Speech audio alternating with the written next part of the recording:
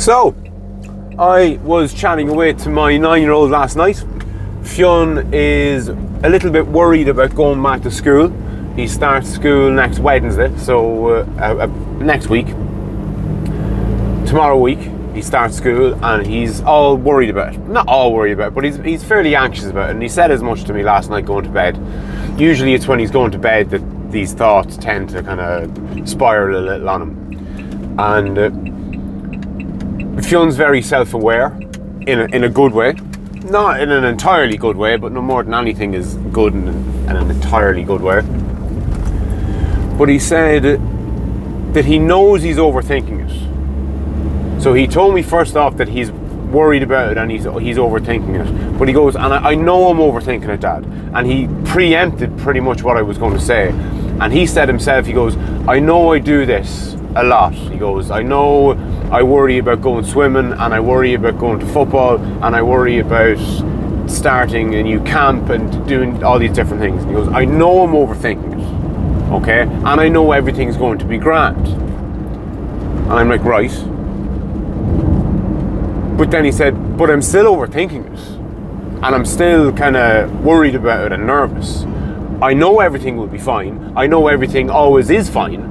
But I'm still worried and nervous about it now. And I basically said, fair play to you, first and foremost, for having the wherewithal to notice this. I said, you're very much like me, and he is, in this sense at least. He's a thinker. And that's not, I don't mean to get that confused with smart. Now, Fionn is smart. Very smart, actually. Smarter than me when I was his age, I'd say. But I don't mean to say that he's clever. He's clued in about himself and thinks a lot. Now, that's great. And what I was explaining to him, or striving to explain to him, was that overthinking, even the term, I'm not a fan of overthinking because the over part has negative connotations. When you're overthinking something, you're thinking about something too much. But you can think very, very fucking hard about something. And one thing I tried to explain to him was that being able to overthink is a good thing. Like, having the capacity to overthink is a good thing, because a lot of people don't have that kind of brain power. They're not smart enough, or they don't have a high enough IQ, or they don't have the interest, or whatever way you want to explain it. They're not capable of deep thought. They're not capable of overthinking. Their problem is they don't think fucking nearly enough. And I reckon that if you could cure one of two things, if you could cure people who overthought things, and you could cure people who underthought things, there'd be more good in curing the people who are underthinking. Because overthinking has its downsides, but I think they pale in significance in comparison to people who underthink.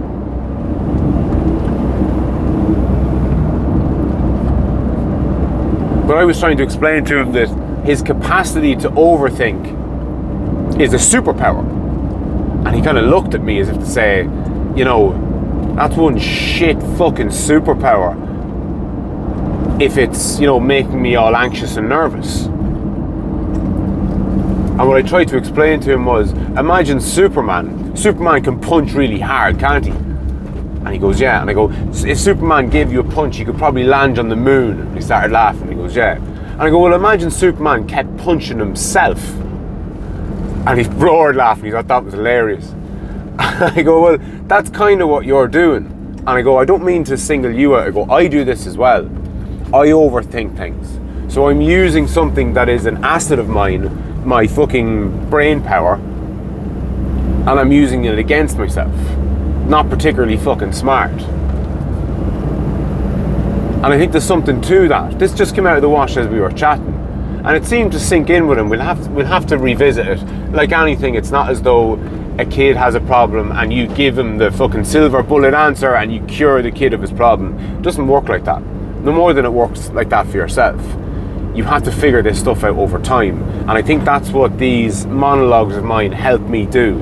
Because, and this is another thing that I have to spend a bit more time on, I've long been positing this notion that we're a trinity of sorts. Now, this obviously isn't my idea originally, but I think I do have my own original slant on it. So we're body, mind, and soul, basically. So you have your physical body, which is your meat vehicle that fucking pumps blood and offloads carbon dioxide, intakes oxygen and all that jazz. Digests food, metabolizes it for energy and whatever else. Then you have the mind, which is the thinking mind. So you need language for this to operate. It loves words. That's how it gets along. It's vocal. It speaks English and it wears a watch, as I used to say. So time is relevant to it. Dates are relevant. Anything to do with language, because time and dates are language. You can't explain 4 o'clock to somebody who doesn't speak a language. So that's the mind, say. And then there's soul, which is the realm of the emotions. And the realm of the emotions doesn't care for language. It doesn't speak English, and it doesn't know anything about time. So it doesn't speak English, and it wears a watch. And anything that's unspoken tends to lend itself into the soulful nature of ourselves.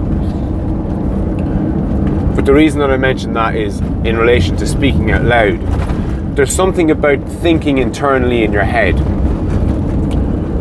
When you're thinking internally in your head, your mind is talking to itself.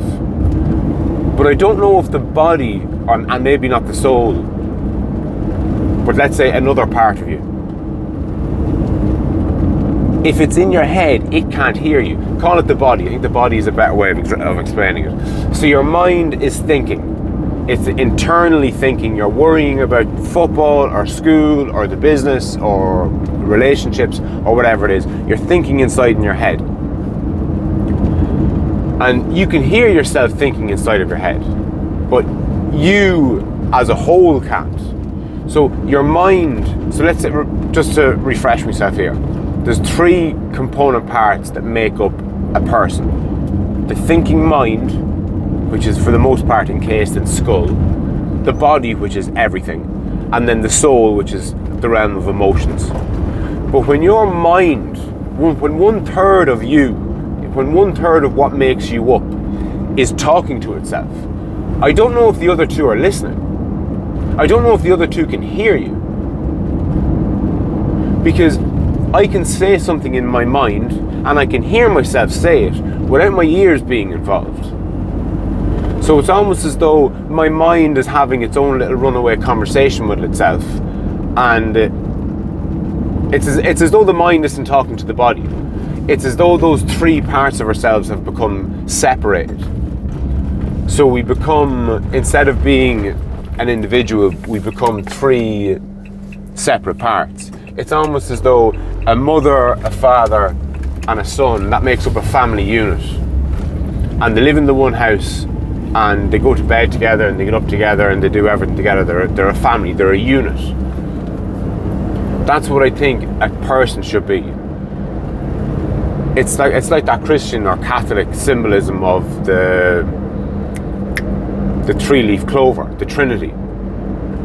Was it God, the Spirit, and the Son, is it? I can't even remember. But that they're 3 distinct separate parts, but all wrapped up in one. And I think when you're thinking to yourself, when you're not saying it out loud like I am now, you're not talking to yourself. You're only talking to one part of it. One part of yourself is talking to the same part of yourself, but you're leaving out the other 2 parts. So instead of the family being at home, the dad lives in one house, the mom lives in another house, and the son is in a fucking orphanage somewhere. They're still a family technically, but they're not united. And there's something about that. There's something about unity in this. You have to unify the 3 component parts in yourself. Or to borrow a phrase from the psychedelics community, if I can fucking think of it.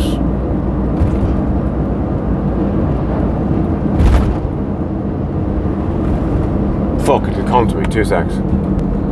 And we're back in the room. Integration. So when people have psychedelic experiences, and when I say people, I mean psychonauts, people who kind of do this stuff on the somewhat regular, people who've done it many times and who intend on doing it again, they'll often talk about how they had this amazing experience, or terrifying experience, whichever, but a profound experience, for good or bad. And they might learn a load about themselves. You'll often hear this, like, oh my God, everything is so much clearer now. I can see the light. I figured it all out, or figured out a good bit of it. I understand the nature of the universe, or the cosmos, or my own life, or whatever it is. Everything has become so much clearer. I've got so much clarity. I was asleep and now I'm awake. This is amazing. You'll often hear people who have had profound experiences on psychedelics speak in these terms, especially the closer they are to having experienced them. But what happens is that feeling, that kind of eureka moment, that clarity, that fades over time. And what you'll hear people say is, oh, I haven't taken a heap of mushrooms in ages, I better do it again. And that's not ideal. What's far more ideal is the necessity or requirement or need for you to integrate that experience. Because if you can integrate that experience, you get to hold on to that feeling of clarity.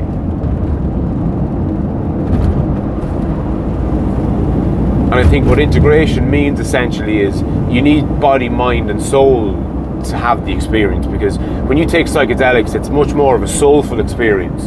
It's not so much a body experience, because especially in the higher doses, in the quote-unquote lift-off doses, you're for all intents and purposes unconscious or asleep or whatever way you want to word it, but you're not walking around when you've taken a lift-off dose.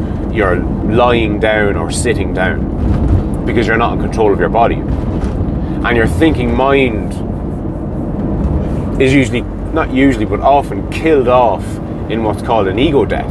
I think an ego death essentially, and I'm not saying I think it is, I'm wondering, is an ego death the mind dying? Because I've had multiple ego deaths, it's not pleasant. That thinking part of yourself dies, it crumbles to dust and dies, and you're left in, this other space or dimension or whatever way you want to word it.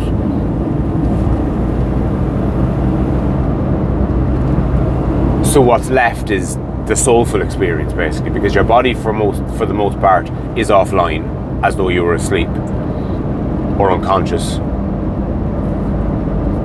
Your thinking mind is out of action because it's literally just died, and all you're left with is the realm of pure emotion. And maybe that's why intense psychedelic trips and profound experiences under psychedelics, whatever way you want to word it, are typically either incredibly pleasant or incredibly unpleasant, to put it mildly. So I've had both, and anybody who's taken a relatively regular amount of, or anybody who's taken psychedelics on a number of occasions and has taken their psychedelic use relatively seriously, I think will concur with that. It's either, absolute, total and utter bliss, or complete and utter horror. Now, there's a mix of what's in between it, but there are certainly extremes.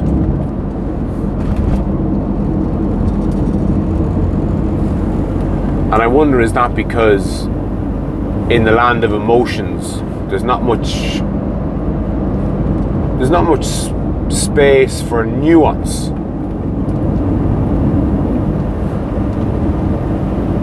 It's either good or bad. Is the soulful experience more binary? You're either kind of happy or sad. Now, there's obviously meh. Like, meh is an emotion. It's probably one of the worst ones. Because at least when you're sad, you can be fucking sad, and when you're happy, you can be fucking happy. But meh's not great either, like. But what got me going down this path is when Fionn was worrying about going back to school, And when I'm worrying about whatever the fuck I'm worrying about, and everybody else, I'm wondering are you leaving 2/3 of your body out of that conversation? Not 2/3 of your body, sorry, 2/3 of you. Is only 1/3 of you having that conversation? If you're only thinking about things in your head, is only 1/3 of you in your totality dealing with the problem? And is that why you're struggling to fix the problem? Because only 1/3 of you is actually dealing with it.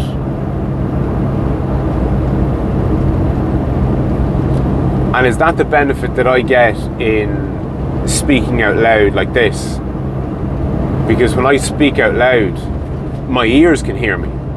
When I'm thinking in my head, my ears can't hear me. I'm wondering, does the body part of you presumably listens with your fucking ears? And the thinking part of you, it obviously uses your ears, or its ears, your ears, its ears to listen as well.